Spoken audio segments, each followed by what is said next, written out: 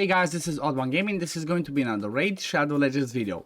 Today we are on the test server and I want to show you something that, I was looking forward to for quite a while. And that is a Hydra team, or let's call it maybe a Hydra showcase for Strategos Islin. Okay, so he was the most recent fusion. Most people went for him, but there were quite a few people that actually skipped this fusion. And honestly, I kind of said at the beginning of this fusion, people should not really skip it, because you know what, he's a pretty good, amazing champion overall, but he's mostly a specialist for the clan bosses. Okay, so he's either a really amazing champion with the ally protection, increased defense, counterattack on himself for the demon lord. Like, you can make an killable comp, like I made a video on this one as well, by using him as your ally protector, because he also provides you the heal. He also provides you, for the demon lords, just these two: ally protection with increased defense, which is massive, plus the heal. The decreased speed doesn't really help, the provoke does not really help, but he also brings you an accuracy in all battles. Okay, so I kind of called him the first time that he came out Krisk 2.0, but what I meant by that is not the fact that he's Krisk and he's better than him, but he's sort of like, a non-void version of Krisk that's obviously not as good as Krisk, but honestly, he comes really close. Like, he comes really close, and he's pretty good. Like, he's doing just an amazing job. So what I'm gonna show you is, I'm gonna show you the presets of the team that I used with him to full auto brutal Hydra. Okay, I'm quite sure that if I throw in my Nightmare Hydra, which it might be something like, if you guys want to see me use him in Nightmare Hydra, basically in this team, okay, because this is my normal Nightmare Hydra team. Okay, so what I could try and do is just remove Krisk and just put him in there and build him specifically to cover the Krisk role and see how much I do. Usually with this team I do over 100 million full auto. So if that's something you guys want to see, me just slotting Strategos in there and running doing a run, just let me know, because you know what, it takes a while. It takes like over an hour to go. So yeah, just let me know if that's what you want to see. But for today, the team that I built was, something that is half relatable, half not, because I tried to use some champions that are easy to obtain, other ones that, like, maybe were guaranteed. Bro, what did I do? I just hid myself. I just went off the screen for a second. So basically I used Strategos Islin for his tankiness capabilities. Then I used Lydia because obviously she's amazing for Hydra. Molly Tankard for provoke and, backup revive in case you need, plus the star meter that can be really helpful. Inquisitor Shamel to bring us some damage, at the same time to be our solution for the Head of Torment. Ugo for the block buffs and, decreased defense, plus some heal and cleanse. Honestly, if I had on the test server Sun Wukong, that's what I would have brought instead of Ugo, because that just would have been so much more damage. But unfortunately, I do not have him, because I collected Sun Wukong one day after we got a test server, so I do not have him. Unfortunately, I just have him on my main account.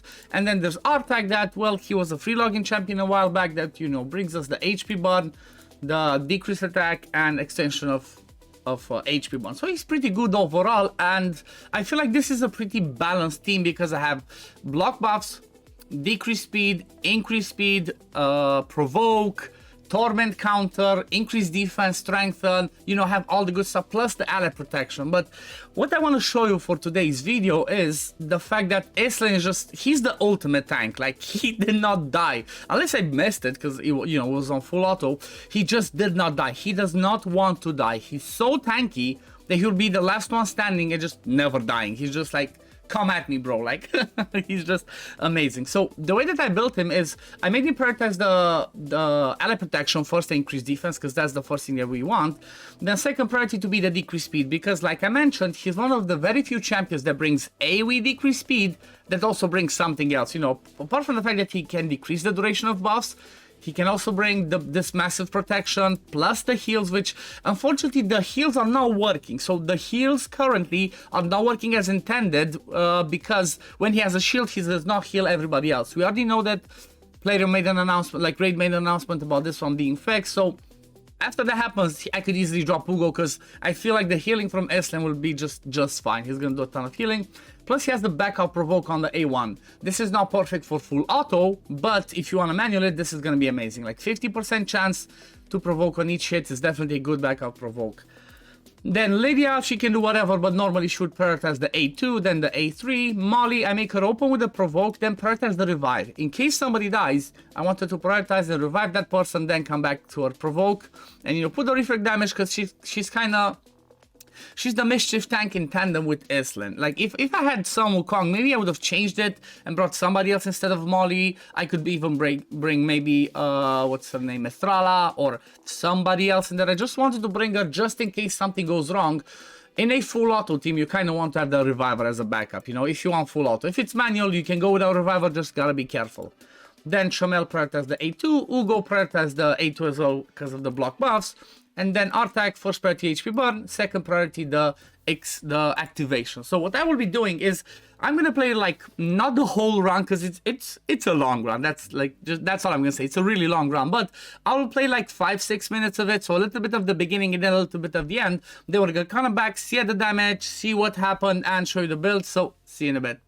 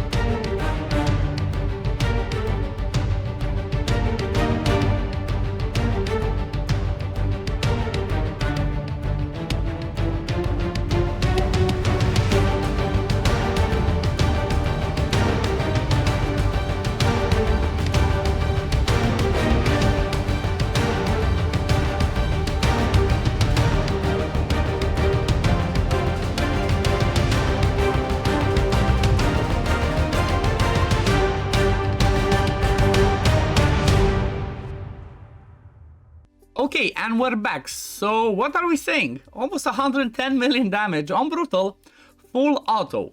I do feel like this is a really well-rounded team, and it's, you know what, Islin just does the perfect job. The one thing that definitely surprised me about him is the damage that he did. You know, I did not build him for damage. I mostly built him to be tanky, to have resistance, to be the mischief tank, the accuracy to land his debuffs. Maybe I could have bumped his accuracy a little bit more, and then just gave him survivability. So overall, like, you know, apart from Artek, which did a billion damage, because, you know, he's Artek, he's the beast, because it's, I mean, most of his damage is because of the Brimstone as well, and the HP buds, but honestly, you could, there's so many ways you can change this one, like if you don't have a Molly, basically any other provoker that brings you some survivability. With Ugo, like I said, you can replace Sun Wukong. Just keep in mind the fact that you will want to have like a reviver in here. So if you're gonna drop Molly, think about like who else do you bring that brings you revive and maybe covers any of the other roles. But overall, the damage is insane. Honestly, expected when I started this run to see somewhere around 60 million maximum. And you know what? I even had some bad RNG where Shamel was eaten and the head of Torment was up. So even with that, this team did a crazy amount of damage and it survived a long time. Like by the, you saw towards the end that we started to proc the turn count. So you know what? This team did pretty well. I do feel like this team is pretty relatable for people that are trying to do Brutal Hydra, okay? So I just want to clarify that, because so many people, when I say like, oh, this team is free-to-play friendly or it's free-to-play relatable, they're like, oh yeah, how can I do this free-to-play? Well, by the time you're gonna try to do Brutal Hydra, I'm expecting you to be over 1 year of playing. So by that time, I'm expecting people to have Lydia, I'm expecting them to, you know, have some of these epics, or even have Artek, because if you've been playing for over a year, at the time of this recording, September 2023, Artek was a free login champ and he's a beast. We even had the path of Artek or whatever it was called where we got his awakening. So yeah, I'm expecting certain things for people to have. If not, there's always replacements. So overall, this was a pretty fun team. I'm really looking forward to see once they fix him how much more healing he can do, because like I said, if that healing was working as intended, I'm quite sure we would not need any other healing and he would be just you know, just enough on his own. So let's have a quick look at the builds right now. We're gonna start with Artek, and honestly, I built Artek specifically for this in a curse set. I feel like he's an amazing candidate for curse set because I don't have Hex. Like if you have a Mithrala in the team, you don't need curse set. You can build Artek however you want. But I just threw whatever curse set I have. It's not the best on him and just went with that. As you can see, he's overkill on accuracy. I only need around like maybe 280 because I have Strategos lead that gives us extra 60, so overkill on the accuracy, but I just gave him speed and survivability, didn't care about anything else. He's running War Master and then now support tree. Then when it comes to Lydia, I have a Guardian plus Perception. She's running pretty fast, survivable, 100% crit rate, the accuracy to land her debuffs. Again, she's overkill with that accuracy, but you will normally build a Lydia at like 350 accuracy because that's the accuracy that you need to have on her for the hard Doom Tower. So I guess like that one you would now lower. Then these are the masteries for her. Again, War Master and then down the support tree. For Molly, I built it in a Reflex in a Reflex set because, like I said, she's kind of like the backup Mischief tank because of her extra buff plus the Lightning Cage. This helps a ton for Mischief tanking. This one counts as an extra buff and is just amazing, especially paired with her turn meter boost. Well, you know, Molly's a beast. I'm just a big simp of Molly nowadays as well. She's just amazing. Molly's running pretty fast, tanky with the accuracy. You know, resist 450 is what you need for Brutal. And then accuracy to land the debuffs. Again, I could drop her accuracy to like 290 because I have the lead of Strategos. One thing I want you guys to keep in mind, I do not have the area bonuses because I'm on the test server. So if I had that, the stats would be so much, you know, so much higher. So I guess that kind of levels it up a little bit. I do have the what's it called, Affinity Great Hall Max. So that's something. Then with Masteries, I went with War Master and down the support tree. The reason for this one is because there's gonna be Leech out there. You kind of want her to be able to heal a little bit in case things get tricky. As obviously if she dies as the reviver, it's not the best. But she's pretty tanky, so she should be just fine. Then we have Ugo, again in a Reflex set. Ugo just fast, the accuracy to land debuffs, again overkill over here. I did not build everybody perfectly for this, okay? I just threw whatever gear because I keep taking gear off of people on the test server. I just threw gear that was missing and just went with that. You want to have on Ugo as much HP as possible after hit, accuracy and speed that you want, because well, this heal is based on her HP, okay? So keep that in mind. Master is again War Master, and then down the support tree, you can see most of these ones. Then Shamel is in 1 Cruel, 2 pieces of protection. I just completed the set because why not? And then some random pieces. He's in there with some damage, like barely any speed, a little bit of survivability, and mostly damage. He's just there to do damage and to be a solution for us when it comes to the torment, you know. The only problem, the annoying thing with him is if you're facing, you know, if you don't have a block debuffs, he's gonna counterattack for ages because of his passive every time there's a debuff, and you know, it is what it is. I think it's the A1. Yeah, it's an A1. Masteries, I do like to go with Giant Slayer on him if he's gonna counterattack a lot, because this one can do a lot of damage. It can help him heal back up, also in what's it called, in tandem with the curse set, he can do just lots of damage spread. And then the last one, the man of the event, the ultimate tank itself, Strategos Islin, I had him again in a reflex because my goal over here was kind of to try and make him to be the mischief tank, okay? So he has good speed, he has the resistance to resist the buff steal, or like, you know, just on the edge. He has the accuracy that he needs. It's like 290 plus the 60 that he brings lead, for being the lead is just 350, so that should be fine. I guess you just got lots of 3%. And then I went down with War Master and support again, same principle. I do want Arcane Celerity, I want Rapid Response, I want Lasting Gifts for a chance to extend his debuffs, Master Hexer, sorry, to extend his buffs, and then Master Hexer for a chance to extend the decreased speed. And there's 2 more things that you might want to get on him in order to make him better as a mischief tank, especially if he's the only one. A Blood Shield accessory, so I could just throw a Blood Shield ring on him, so every time he attacks he puts that little shield on himself that counts as a buff.